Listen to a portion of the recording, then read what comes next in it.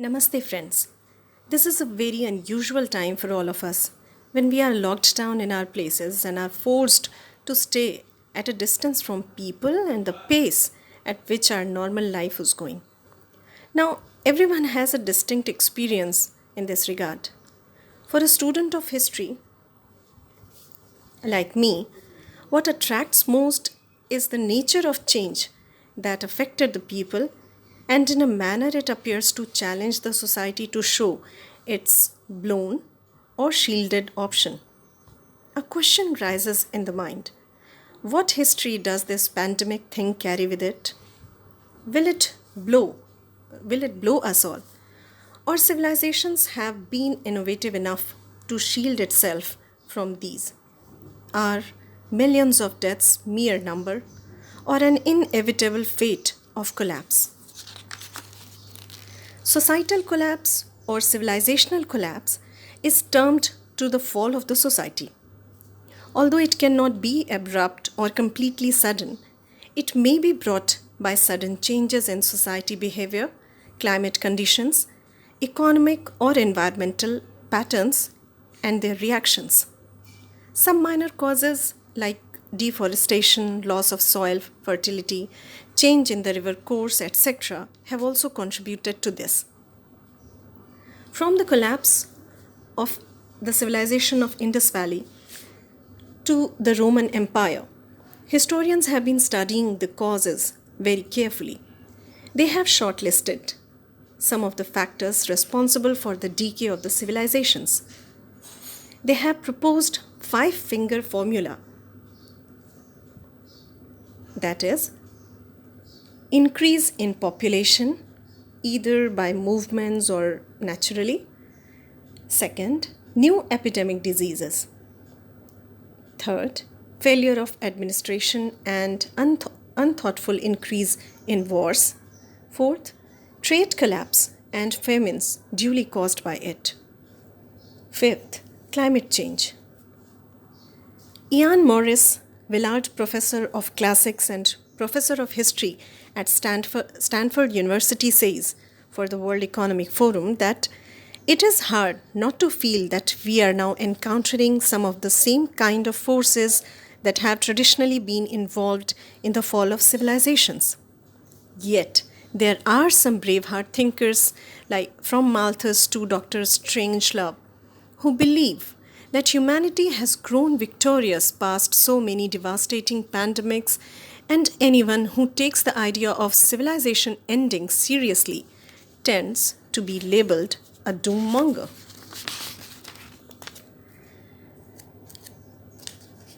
Even if we leave the discussion of whether the present day fears bear any substantial ground from the past, it would be interesting to investigate how fatal these epidemics have proved to human civilizations. There have been 11 notable epidemics which struck the world in the past devastatingly and changed the course of many existing practices. Let's revisit them. In the year 430 BC, during Peloponnesian War, a deadly plague broke out in Athens, which claimed its two-thirds of the population, including its brave general Pericles. This outbreak not only weakened the side of Athens in the war against Sparta, but led to the end of golden age of ancient Greece. The 6th century Byzantine or the Eastern Roman Emperor Justinian I thought of uniting the whole of Rome under his flag when a fatal bubonic plague broke out, killing approximately 50 million people worldwide.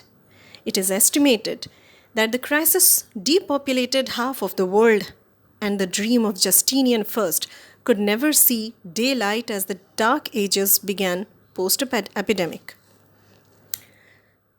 Europe proved to be unfortunate for one another time between 1347 to 1351 AD, when another bubonic plague, which originated somewhere in China and traveled Europe through Asia, spread throughout the continent. It killed approximately 25 million people and brought some significant changes to the time. The pandemic, also known as Black Death, marked the decline of serfdom as large portion of population died and those survived got better chances of stability or mobility. The monopoly of Catholic Church also saw a setback due to the increased mysticism practiced by the pain-struck people. Unfortunately, this time, Europe took almost 200 years to match its pre-pandemic population level. Then again, smallpox, which erupted in the New World, or say America, as a gift to it by the Old World, killed 20 million people or total 90% of the Americans in 1492.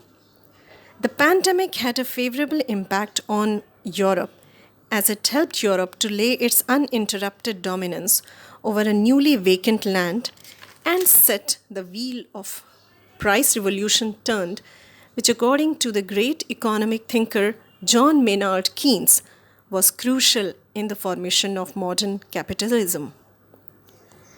Epidemics which hit poor countries include a relatively short but remarkable illness called cholera. Though it finds mention in 5th to 4th centuries BC Greek physicians' accounts, most of the information about the disease comes from modern era, from 1817 till present day.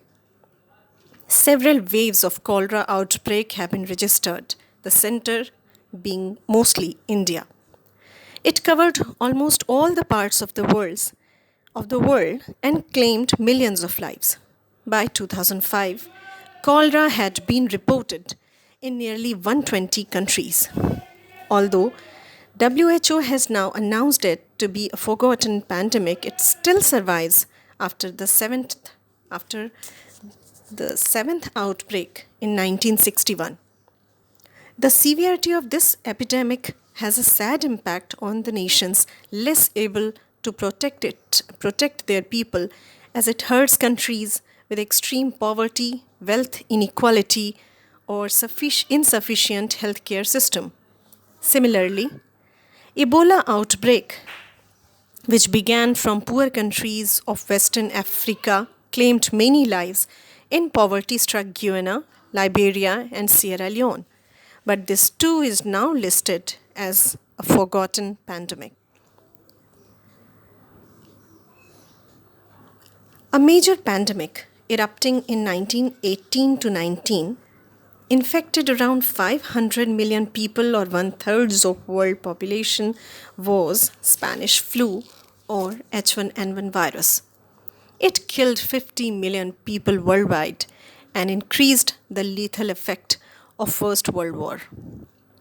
Then, Hong Kong flu or H3N2 virus spread between 1968 to 70 and claimed lives of 1 million people, of which 1 lakh were in US alone. This third influenza virus outbreak after Asian flu in 1957 enabled the global health sector to understand importance of vaccination in future cases. Swine flu or H1N1 influenza virus outbreak in 2009-10 slapped human face again, infecting 60.8 million people in USA. It showed to the 21st century humans the urgent need of putting fast viral therapy at their priority. Another pandemic, an illness caused by one of the 7 coronaviruses that infect humans, is severe acute respiratory system, commonly known as SARS. It broke down in 2002-3 in a Chinese province and no sooner became a global pandemic, spreading in over 25 countries. The virus that caused SARS is now being researched thoroughly to prepare war against COVID-19, the recent calamity of 2009. Wishfully, the last one to add to the list is HIV/AIDS, first case of which was reported in 1981. Since then, about 32 million people have been killed by it physically and even more is the number who have been socially suffocated. The disease continues to infect and kill people even today. The brief account of some of the puzzling nodes of disaster to human society is a prelude to a hoary past. Why so?